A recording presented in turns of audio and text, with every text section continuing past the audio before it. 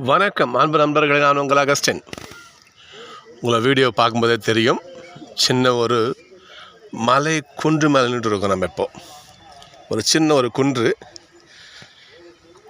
இருக்கும் இடமெல்லாம் குமரன் இருக்கும் இடம்னு சொல்லுவாங்க. நான் என்ன சொல்ல வரேன்னு உங்களுக்கு புரிஞ்சிருக்குன்னு நினைக்கிறேன். எஸ், இன்றைய ஆலயம் அறிவோம் நிகழ்ச்சியில் ஒரு முருகன் தலத்தை பற்றி பார்க்க போகிறோம். ஒரு சின்ன கோயில் தான், ஆனால் அவ்வளோ ஒரு வரலாறு உண்டு, பக்தி உண்டு. அது சொல்லணும், முக்கியமாக அது சொல்லணும். கடலூர்லேருந்து பண்ருட்டி போகிற வழியில், அதாவது திருவந்திபுரம் வழியாக, அந்த வழியாக பண்ருட்டி போகிற வழியில் வானமாதேவின்னு ஒரு ஊர் இருக்குது. இந்த வானமாதேவிங்கிற ஊர்லேருந்து உள்ள ஒரு ஒரு 5 கிலோமீட்டர் இருக்கும். அந்த தூரம் வந்தீங்கன்னா விலங்கல்பட்டு அப்படின்னு ஒரு ஊர் இருக்குது. விலங்கப்பட்டுன்னு ஒரு மருவி சொல்லுவாங்க, விலங்கல்பட்டு. இந்த ஊரில் இருக்கின்ற ஒரு அற்புதமான சிறிய ஒரு முருகன் கோயிலை பற்றி நம்ம பார்க்குறோம். இங்கே இந்த கோவிலில் முருகன் வள்ளி தெய்வானையோடு காட்சி தருகின்ற ஒரு தலம். இது அறுபடை வீடுன்னு கேள்விப்பட்டிருப்போம் இல்லையா? திருத்தணியிலே தான் வள்ளி தெய்வானையோடு முருகன் காட்சி தரும் அந்த கோலத்தை பார்க்கலாம். அதற்கு நிகராக அப்படின்னு சொல்கிறாங்க, அதற்கு நிகராக முருகன் வள்ளி தெய்வானையோடு காட்சி தருகின்ற ஒரு அற்புதமான ஒரு காட்சியை இந்த கோயில் இங்கே பார்க்கலாம். இந்த கோயிலுக்கு மாபெரும் வரலாறு உண்டு. கோயிலுக்கு போனப்போ அங்கே ஒரு அம்மா இருந்தாங்க. இங்கே நாங்கள் ஒரு 30 வருஷமாக அங்கே தங்கியிருக்கிறோன்னு ஒரு அம்மா சொன்னாங்க. அவர்கள் சொன்ன வரலாறு நான் கூட ஷேர் பண்ணிக்கிறேன். அது எந்த அளவுக்கு இது நிஜமோ இல்லை காலத்தில் ஏற்பட்ட ஒரு இல்லையா தெரியல எனக்கு. ஆனால் அவர்கள் சொன்ன விஷயத்தை நான் கூட ஷேர் பண்ணிக்கிறேன். நான் என் சொந்த ஞானம் கிடையாது, அந்த ஒரு அம்மா கிட்ட கேட்டு தெரிந்த ஒரு விவரம் சொல்லிக்கிறேன். இந்த ஊர்லேருந்து பக்கத்தில் இருக்கின்ற பண்ருட்டி ஒரு 10 கிலோமீட்டர் நினைக்கிறேன். அந்த பண்ருட்டி கிராமத்தில் இருந்த ஒரு ஐயர், ஒரு அது அப்பாவு ஐயர்னு பேர் சொன்னாங்க. அந்த அம்மா சொன்னாங்க, அந்த ஐயருடைய கனவில் சாமி வந்தாராம். முருகன் இந்த மாதிரி நீ விலங்கப்பட்டு, சாரி மன்னிக்கணும், விலங்கல்பட்டு, அது விலங்கப்பட்டு மறி இவங்க பேச்சு சொல்கிறதால அப்படியே எனக்கு வருது. ஸ்ரீ விலங்கல்பட்டு இந்த ஊருக்கு என்ன பண்ணாங்க, நீங்கள் போங்க, இந்த ஊரில் ஒரு சின்ன மலைக்குன்று இருக்குது. அந்த மலைக்குன்றில் ஒரு வேல் நடப்பட்டிருக்கும். எங்கே வேல் நடப்பட்டிருக்கிறதோ அங்கே எனக்கு ஒரு கோவில் கட்டுன்னு அந்த அப்பாவு ஐயர் கனவில் கடவுள் சொன்னாராம், முருகன் சொன்னார். அது ஒரு வரலாறு உண்டு. அவர் இங்கே பார்த்து மக்களோடு இங்கே பார்த்தாராம். பார்த்தோம் அந்த வேல் இங்கே நடப்பட்டு இருந்துச்சு. அந்த வேலை இப்போ நான் போய் காட்டுறேன் பாருங்கள். அந்த வேலையை அவர் பார்த்துட்டு, அந்த வேல் இருக்கிற இடத்துல இந்த மாபெரும் ஒரு ஆலயத்தை அவர் கட்டியிருக்கிறார். இந்த ஊர் மக்களோடு சேர்ந்து, அது மட்டும் இல்லாமல் ஊராக போயிட்டு மக்கள்கிட்டலாம் போயிட்டு தான தர்மம் வாங்கி, யாசகம் வாங்கி இந்த மாபெரும் ஆலயத்தை முருகப்பெருமானுக்காக அவர் கட்டியிருக்கார். அவர் இந்த ஊருடைய இங்கே இருக்கின்ற இந்த விலங்கல்பதி அப்படின்னு இந்த ஆலயத்தினுடைய இந்த இருப்பிடம் சொல்கிறாங்க. ஸ்ரீ விலங்கல்பட்டுங்கிறது ஊர்.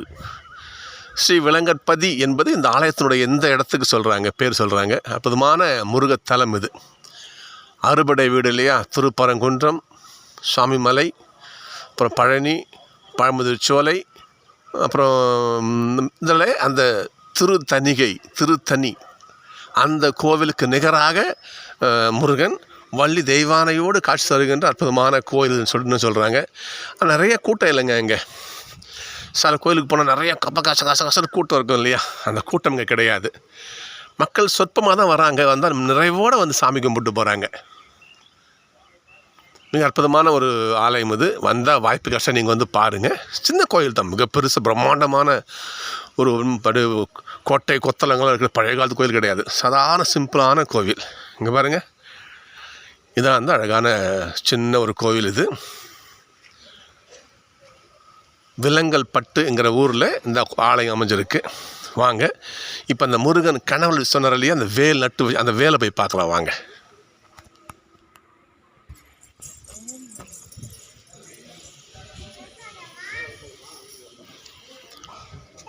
மக்கள் எல்லோரும் தரிசனம் செய்யும் இந்த வேல் தான் முருகப்பெருமான் அந்த அப்பாவு அடிகளுடைய கனவுல சொன்ன வேல் இதுதான். அதில் இங்கே பேரே போட்டிருக்கு பாருங்கள், ஆதிவேல். தெரியுதுங்களா? மிக அற்புதமான ஒரு காட்சியை நீங்கள் பார்க்குறீங்க. இந்த வேல் இருக்கிற இடம்தான் இந்த கோவில்.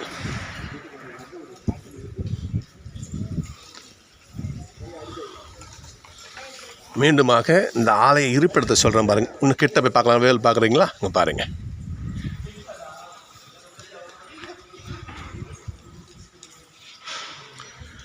இந்த கோயில் அமர்ந்திருக்கிற இடம் விலங்கல்பட்டுங்கிற ஊர். கடலூர்லேருந்து திருவந்திபுரம் வழியாக நீங்கள் வந்தீங்கன்னா வானமாதேவின்னு ஒரு ஊர் இருக்கும். அந்த வானமாதேவி அந்த ஊர்லேருந்து ஒரு ஒரு 5 கிலோமீட்டர் கிட்டத்தட்ட இருக்கலாம். வந்தீங்கன்னா இந்த அற்புதமான ஆலயத்தை நீங்கள் அடையலாம். இதோ உள்ளே இங்கே கருவறை காட்சி.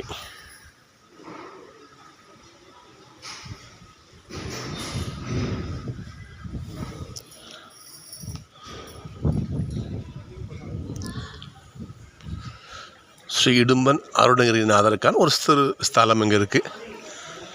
ஓகே நண்பர்களே, இதை பாருங்கள். நாங்கள் வந்த பாதை இதுதான். அங்கே ரோடு தெரியுது உங்களுக்கு. அந்த திருவந்திபுரம் பண்ருட்டி போகிற பாதை, அந்த ரோடு உங்களுக்கு தெரியும்னு நினைக்கிறேன். ஆனால் ரொம்ப குட்டி குட்டியாக கார் போகுது. உங்களுக்கு தெரிய வாய்ப்பு இல்லை. எனக்கு தெரியுது, உங்களுக்கு தெரிய வாய்ப்பு இல்லை. ஆனால் மெயின் ரோடு. அங்கேருந்து இந்த வழியாக நீங்கள் அப்படியே ஒரு ஒரு 5 கிலோமீட்டர் வந்து இந்த மலை குன்று, சின்ன மலை நம்ம அடையலாம். நாம் இங்கே தான் இருக்கிறது விலங்கட்பதி முருகன் வள்ளி தெய்வானையோடு காட்சி தருகின்ற அற்புதமான இந்த ஆலயத்தை நீங்கள் பார்க்கலாம். இங்கே வந்தீங்கன்னா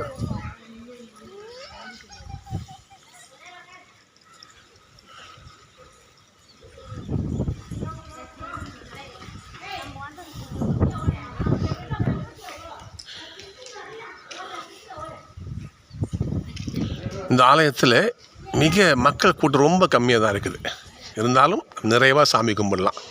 வந்து அமைதியாக உட்காந்து தியானம் பண்ணி இல்லையா, மிக நிறைவாக இங்கே நல்ல காற்று வரையுங்க. அற்புதமான காற்று. நல்லா நிம்மதியாக உட்காந்து கடவுளை வழிபடக்கூடிய ஒரு அற்புதமான ஒரு தலம் இந்த வள்ளி தெய்வானை முருகன் சந்நிதி. வாய்ப்பு கிடைச்சா வாங்க. பாருங்கள், நான் சொன்ன பற்றி டிராயிங் வரைஞ்சி வச்சுருக்காங்க பாருங்கள். அறுபடை வீடுகளையும் இங்கே ஒரு இடத்துல ஓய்வு வரைஞ்சி வச்சுருக்காங்க. ஃபஸ்ட்டு திருப்பரங்குன்றம், திருச்செந்தூர், பழனி, சுவாமிமலை, அதுக்கு அடுத்தபடியாக திருத்தணிகை போட்டிருக்காங்க பாருங்கள். இந்த திருத்தணியில் தான் முருகன் வள்ளி தெய்வானையோடு காட்சி தர, அந்த காட்சிக்கு நிகரான காட்சி நீங்கள் இங்கே பார்க்கலாம் அப்படின்னு சொல்லிட்டு இங்கே அங்கே மேலே போட்டிருக்காங்க பாருங்கள். இந்த ஊர் பேரை போட்டிருக்காங்க பாருங்கள், விலங்கட்பதி. தெரியுதுங்களா?